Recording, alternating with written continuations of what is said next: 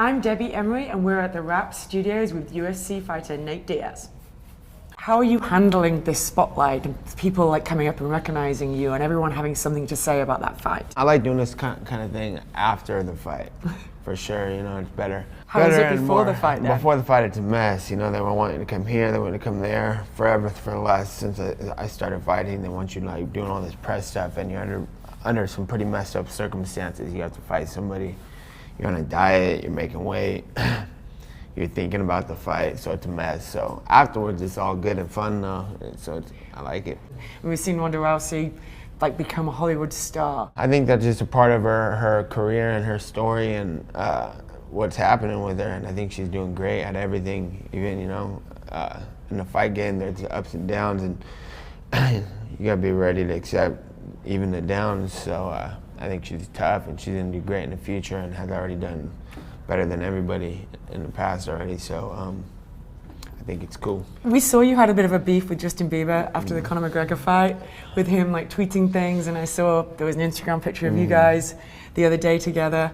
Is that all settled now? Yeah, it's all good. There was never really a beef. There was just he had stated his opinion on the fight, and then I stated my opinion on his opinion, and then one thing led to another, and it was the biggest news around, you know.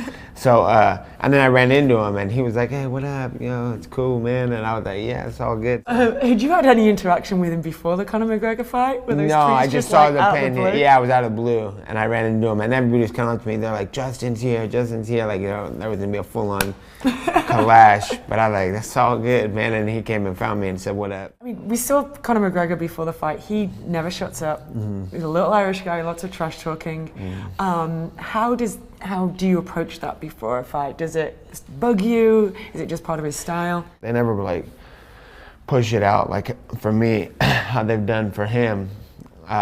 They believe he's got a. I mean, he does. He's got a big background. He's got bringing all the Irish people. He's got this accent, and everybody loves it. Everyone loves an accent. Yeah, they love the accent. Exactly. You were very much more under the radar coming into that fight, and then afterwards it just exploded. Yeah. And there wasn't anyone that has ever watched a UFC fight that didn't know who you were by then. A lot of people like Bieber and Drake and Jerry Rice were saying all these things about, but this was just a real trendy guy, you know, and anybody who's a real fan, serious fan of the sport, and not just what they're hearing, you know, and what's blasted all over social media, they knew I was going to win this fight, or that I had a better chance of winning the fight, because I have a lot of fights, and they were making it like I was some new guy who's getting this chance, but he was actually the guy getting a chance with some real competition and a real fighter that's been in the game.